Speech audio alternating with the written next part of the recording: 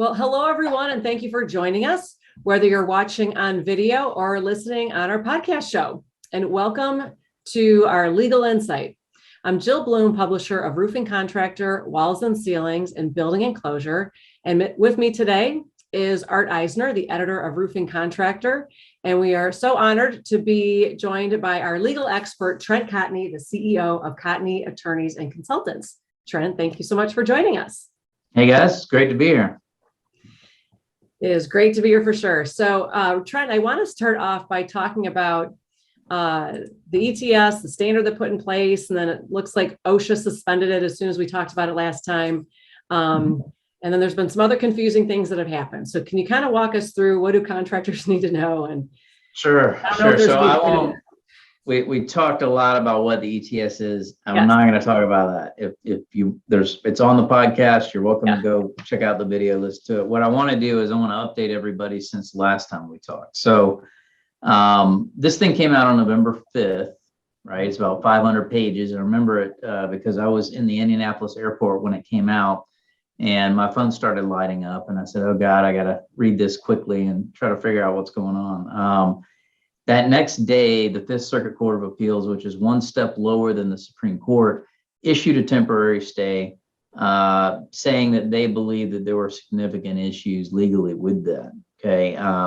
In the following week, there was an opportunity for OSHA to reply to that, and then the petitioner to also submit a response.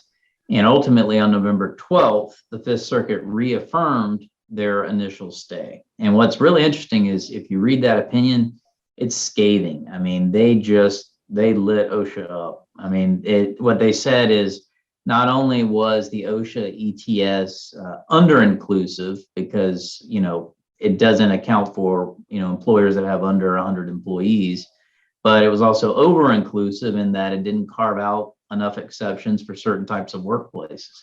And it said, look, in order to have an emergency temporary standard, you have to be able to show that there's grave danger. And there's enough here to where we don't know for certain, but it looks to me like we need to put a temporary stay on it. So they issued that stay. After that, keep in mind that there were 34 separate cases that have been filed in almost every single circuit that's out there. So what happens when you have that is you have a lottery. And literally what they do is they get a giant tumbler and they put a bunch of ping pong balls in there and they draw which circuit is going to hear the case. Well, in this instance, what happened is that tumbler went through and the Sixth Circuit is the one that got that case. What's interesting about the Sixth Circuit, which includes, Tennessee, Ohio, and some other states, is that a lot of the judges that were appointed there were appointed by Republican presidents. So it doesn't necessarily mean one way or the other, but you would anticipate they're probably a little bit more conservative. I had the opportunity to reach out to a former clerk of the Sixth Circuit, and I talked to him and I asked him, well, what do you think is going to happen here? And he said what they might do is they're probably going to forego a traditional 3-judge panel, and they're going to do what's known as an en banc hearing, which means basically they invite all the sitting judges for that circuit to hear. And the reason they're going to do that is that it expedites it and it gets it in front of the Supreme Court even quicker.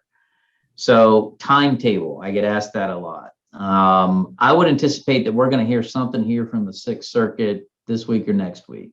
Okay, and I could be wrong, but that's my guess. As far as the Supreme Court, when are we going to get a final decision? Definitely after the December 5th deadline. Okay, if you remember, there were a bunch of things that you had to comply with by December 5th, and then by January 4th, you got to start testing unvaccinated employees. It could go beyond that January 4th deadline as well. Okay, so probably my guess is probably won't hear something until January. The question that I get asked, Jill and Art, is what do I do? Do I still need to comply with this? Okay, as a lawyer, that puts me in a tough spot because legally what I want to say is, well, it ain't over till it's over. Until you get a definitive decision, you should anticipate compliance. But I can tell you that based on everything that I've seen, based on my understanding of the law and the review of at least the initial opinions out of the Fifth Circuit, I find it highly unlikely that this OSHA ETS will survive judicial scrutiny.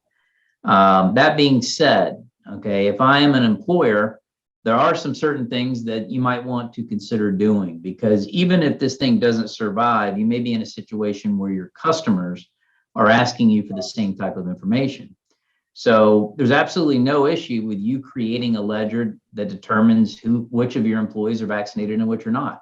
That's probably a good thing to have regardless. There's nothing wrong with getting proof of vaccination for those that have been vaccinated. You might be on a job that requires that. There's nothing wrong with putting a voluntary vaccination policy in place where you might want to incentivize certain people for doing it. There's nothing wrong with that. And all those things you might want to consider. I do think that based on what OSHA said, as soon as the Fifth Circuit issued their stay, OSHA said, we are not going to enforce this pending any of these cases. Okay. And what that means to me is that pending the ultimate conclusion all the way through the U.S. Supreme Court. So it is highly, highly unlikely that that December 5th or that January 4th deadline will stick, even if for some reason the court, blesses it and say, yes, this is great regulation, which again, I kind of question. So, as legally, all I can do is say it's still on the books technically until they say it's not. From a business perspective, there's probably some things you can do to help prepare yourself in the future, but I don't think the OSHA ETS, the way it's written, will stand. So if I'm an employer and can I still mandate vaccinations, even though So very interesting question, Jill. Around the same time, so again, after we talked last time, Governor DeSantis signed some legislation, and this legislation was, he had banned vaccine mandates before. He had said no business can mandate a vaccine in the state of Florida, but this time he added some significant teeth to it. So he said, for larger employers, it could be $50,000 per employee, and for smaller ones, $10,000 per employee. As a result, Disney World backed off its mandatory vaccination policy. So the question becomes, who wins the day? Let's say the OSHA ETS survives. Historically, federal law trumps state law, okay? And OSHA federal law trumps any state version that's contrary. What's interesting here, what's different about this one, is the right to regulate business.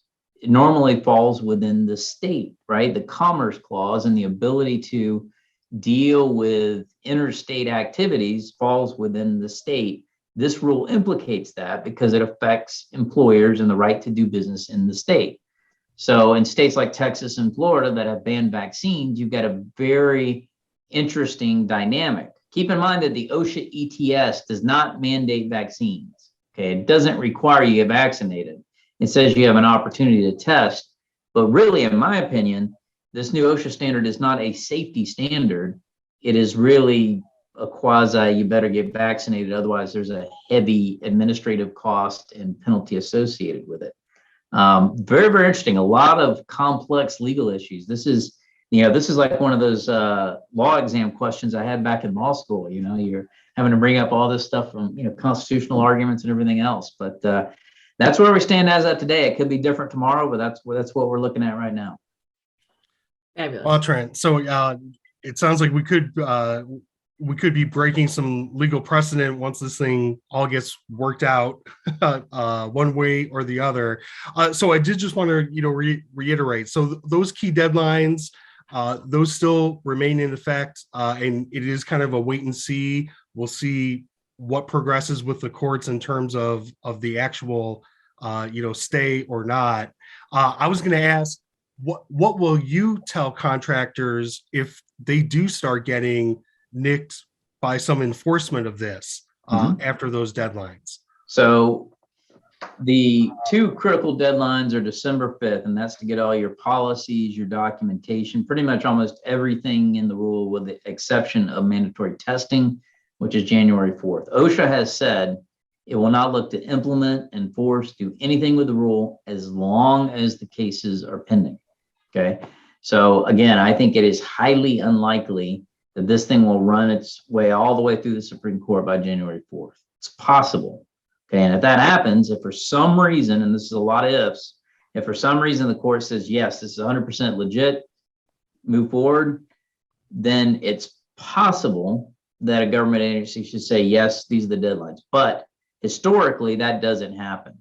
Okay, historically, if you look at the federal contractor vaccine mandate, they've moved the deadlines from December 8th to January 4th, January 18th, and they're not under the same type of legal challenge. So even if the worst case happens, historically, what agencies do is they give both the public and OSHA a time to ramp up, and more than likely those deadlines will be pushed. It's not a given, but that's more than likely. So, when contractors are faced with this issue, so let's say for some reason they are cited. I had a great, let me give you a great example, Art, because I think this will hit home. Okay, I had a contractor call me and they said, Trent, there's this outdoor worker exclusion. I want to use it, but my workers use crew cabs and they're company crew cabs. If I had them wear a mask, can I still use the exception? The answer is no, you can't.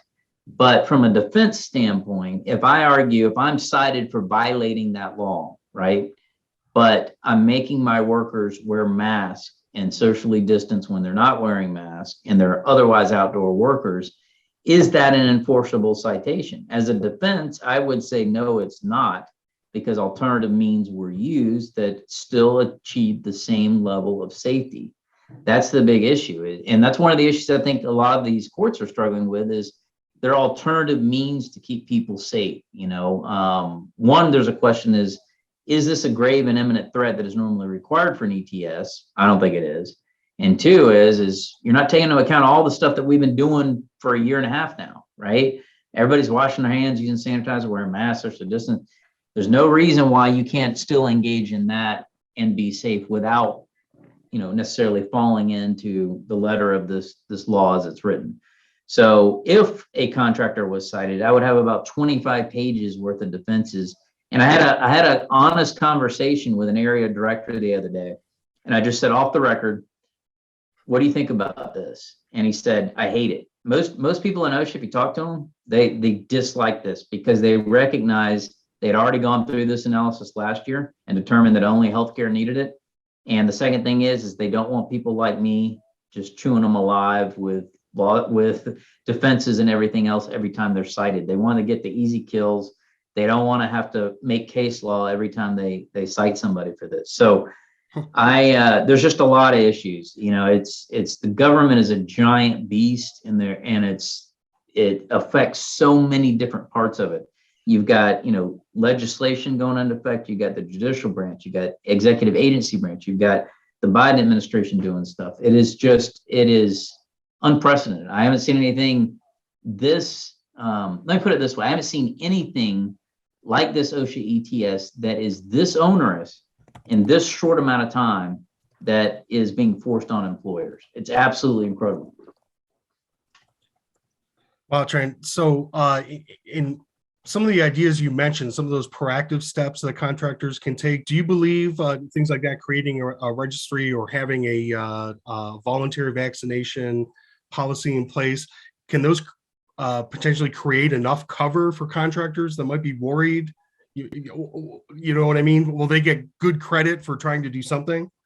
Yeah, I think, look, if it's like I said, every time I do a webinar, the party with the best paper wins the day, right? If you are taking steps to keep your workplace safe, right? OSHA is always looking for a culture of safety. So if you're properly identifying who's vaccinated and who's not, if there are some contractors that have, look, if you're not vaccinated, you got to wear a mask indoors. Some governments require that, right? If you're following whatever those policies and procedures are, if you're engaging in education on that, if you're giving people the opportunity to get vaccinated if they want to, if you are encouraging people to get tested and making sure that they remove themselves from the workplace in the event that they have symptoms, all that stuff goes to the ultimate culpability or violation of this emergency temporary standard. Like I said, there are huge legal holes in this. I was salivating as I was reading this in the airport and on the way back, because I was already thinking about all the different ways I could punch a hole in this. And that's the same thing that this assistant area director told me. He's like, yeah, I don't want to deal with you guys. That's not what I'm in. I'm in the business of safety, I don't want to have to make new law. This has got some issues, so I think even they recognize it. All right. Switching gears a little bit, the Department of Labor also announced a final rule increasing minimum wage for federal contracts to $15 beginning next year. Do you expect that to have an impact on the industry one way or the other? No, because look, I can go work at Target or Chick-fil-A for $15 an hour now. So on federal projects, they tend to be higher compensated. So I think I'd be surprised if anybody's paying anybody on a federal project $15 an hour at this point. That being said, I think, with inflation pretty much out of control now, you can expect that 15 to turn into 17 pretty quick. It's hard to find low end workers. And the other thing to keep in mind is on a lot of federal projects, it's governed by Davis-Bacon Wage Act. So usually those are prevailing wages, union type wages. They differ depending on geographic region, but they're elevated wages to begin with. So I think it's more political than it is impactful. I do think that in order for the roofing industry and, construction in general to be able to attract labor, they're going to have to raise prices. That is you want to know the biggest way to get more workers in the workforce, pay them more. That's just it, because we're competing with other industries and other trades that aren't as onerous. So you gotta incentivize them, you gotta pay better. And that's the quickest way to solve the problem. True enough. You did mention politics. Anything else, coming your way from activity on Capitol Hill? Yeah, so the infrastructure plan passed. It was a gutted plan from 3.5, trillion to roughly 1.2. But there are some interesting nuggets in there. I question whether or not this is a good move. I mean, I agree that we need some infrastructure improvement, but I am very, very concerned about inflation and dumping more money into an overstimulated economy. I just have a problem as a fiscal conservative. Personally, I just wonder whether or not this is good timing. That being said, the money's being allocated to most of the money is bridges and roads. There are a lot that's going to ports and airports and to increase broadband capability. From a construction standpoint, they have talked specifically about some renewable energy and increasing electric vehicle availability. Another thing that's very interesting, I was reading the other day that a lot of the major car manufacturers are moving away from gasoline-driven vehicles. We're going to have a metals crisis here pretty soon because we do not have the metals capable to create these batteries and other things that are needed. So what you probably will see is a big political push to go 100%, but then reality will probably kick in and it will take longer. In addition to that, there was some changes to construction material purchasing. They wanted to incentivize, Buy American for steel and some other things. But once you read down into it, there's a lot of carve outs. There's a lot of ways to get around that. Overall, look, I do think we need some infrastructure improvement. I definitely think, especially with, some of the stuff they're doing with airports and bridges and even the broadband aspect. But my overall concern is inflation, and to get back to what I said about wages, that's going to keep happening. We're going to have to keep paying more to keep up with what the increased prices are. And if we're not doing that, then other trades are going to start taking more of our workers. So it's something long-term I think we need to continue to look at. I pray there isn't any more things with $1 trillion at the end coming up because it doesn't concern me, but I look at my son, I'm like, guess what? You're going to be paying for this. So. Yeah, there's certainly a lot more use of that word than just even 10 years ago. So, right. Scary stuff, I guess. Jill, back to you. Yes, there's no doubt inflation. I have a friend of mine who's in LA this week, and I got a picture texted to me. Gasoline was well above $6 a gallon. Mm-hmm. So, anything else making your phone ring? It's funny you mentioned that. I was over at Western States, and we were in California, and I went to go fill up, and I just about collapsed when I saw it was in the $5 range. I couldn't believe it. As we start getting into the holidays, and as we kind of move forward, the materials issue continues to morph.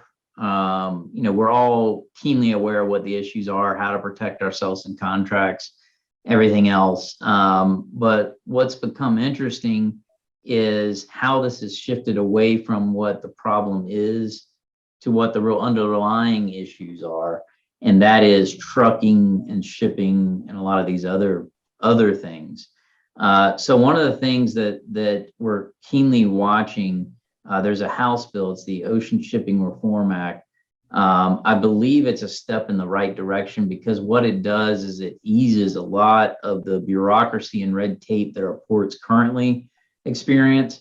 And I think, there's no magic wand that will suddenly resolve every single problem, but I think we got to start somewhere. And I like what I'm seeing in that act. That's something that I think ultimately, and it's gaining support as we continue to look at stuff like that, whether it's trucking or shipping or our ports.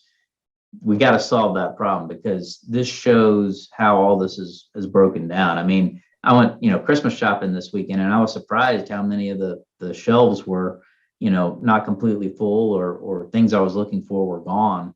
And it's, that stuff's only going to continue. I think we can expect that it'll be this way through next year. So look for more legislation like that. I anticipate that, not only the Ocean Shipping Reform Act, but there's going to be other things that help to address our logistics problems.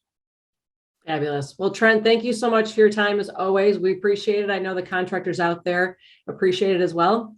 If anybody has any questions for Trent, you can reach him at cotneycl.com. If you have any questions for us, reach out to us at roofingcontractor.com, wconline.com, or buildingenclosureonline.com. But bottom line, please stay safe and healthy. We look forward to talking to you next time.